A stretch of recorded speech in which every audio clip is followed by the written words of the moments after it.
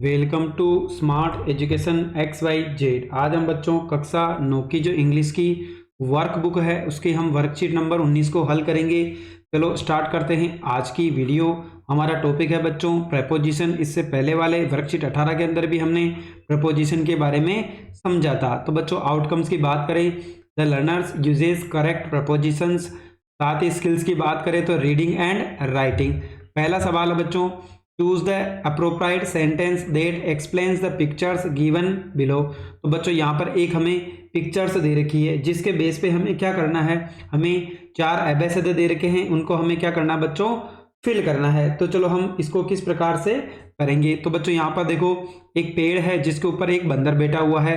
तो बच्चों हमें बताना है इसमें से कौन सा ऑप्शन प्रपोजिशन के हिसाब से सही है अकॉर्डिंग टू दैट पिक्चर्स। तो बच्चों अगर हम पढ़ के करें, The monkey is at the tree, the monkey is over the tree, the monkey is on the tree, the monkey is in the tree। तो बच्चों यहाँ पर बात हो रही है कि मंकी कहाँ पर बैठा है। तो बच्चों एट का प्रयोग तो होगा नहीं, ओवर का प्रयोग भी नहीं होगा। अगर कोई वस्तु किसी के ऊपर हो और उसको अगर स्पर्श कर रही हो तो बच्चों किसका प्रयोग करते हैं हम, ओन का। तो यहाँ पर राइट आंसर क्या होगा बच्चों, the monkey is on the tree, यानी जो बंदर है वो किस पर है, पेड़ के ऊपर है, यानी पेड़ पर है, बंदर पेड़ के ऊपर है। तो बच्चों एट यहाँ पर प्रयोग होगा नहीं अपना, ओवर और ऑन इन दोनों में से एक ऑप्शन आएगा।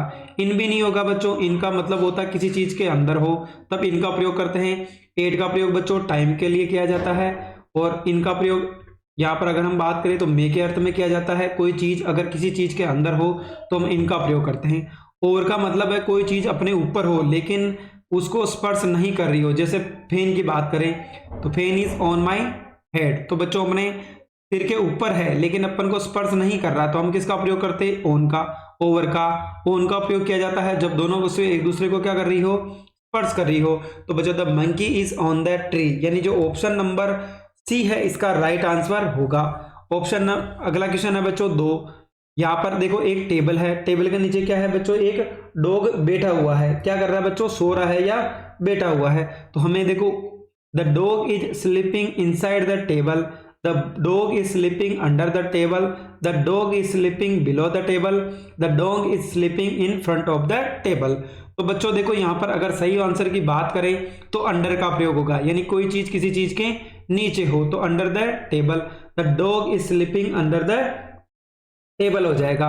बच्चों the dog is sleeping inside the table, यानी किसी के अंदर सो रहा है क्या, नहीं बच्चों उसके नीचे सो रहा है। तो यहाँ पर क्या आएगा बच्चों, अंडर का प्रयोग होगा। The dog is sleeping below the table, इसके नीचे सो रहा है, ये भी करेक्ट नहीं होगा बच्चों।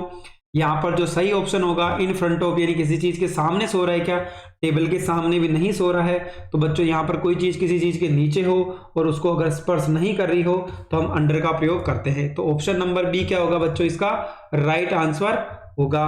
क्वेश्चन नंबर 3 की बात करें तो यहाँ पर देखो एक फिश है, वो किसके अंदर है बच्चों, एक जार के अंदर है। तो देखो यहाँ पर the fish is swimming outside the jar, outside कर रही है क्या बच्चों स्विमिंग, नहीं।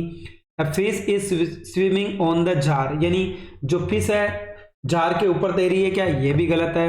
The fish is swimming inside the jar, तो बच्चों ऑप्शन नंबर सी क्या होगा, राइट होगा, क्योंकि जो फिश है वो जार के अंदर क्या कर रही है, तैर रही है। तो ऑप्शन नंबर सी क्या होगा, सही होगा। अंडर का प्रयोग नीचे के लिए होता है, तो बच्चों यहाँ नीचे की बात हो नहीं रही है। अगला है बच्चों क्वेश्चन नंबर 4 की बात करें इसी का, तो यहाँ पर बोला है देखो यहाँ पर एक टेबल है, ये यहाँ पर कुछ किताबें हैं जिनके ऊपर क्या है बच्चों, यहाँ पर एक एप्पल रखी हुई है। तो हमें बताना है कि इनमें से कौन सा ऑप्शन सही होगा। The Apple is on the books, बिल्कुल राइट होगा। The Apple is over the books, wrong हो जाएगा। The Apple is at the books, wrong हो जाएगा। The Apple is about the books, तो बच्चों यहाँ पर देखो जो एप्पल है वो किताब के ऊपर पड़ी है, बुक्स के ऊपर, लेकिन उसको स्पर्श कर रही है तो हम किसका प्रयोग करेंगे बच्चों, ओन का। अगर स्पर्श नहीं कर रही होती है तो हम किसका प्रयोग करते हैं, ओवर का। तो बच्चों ये हमारा आज का वर्कशीट नंबर 19 था। अगर आपको हमारी मेहनत पसंद आई हो तो चैनल को लाइक करें, सब्सक्राइब करें और अपने दोस्तों के साथ भी शेयर करें। Thank you.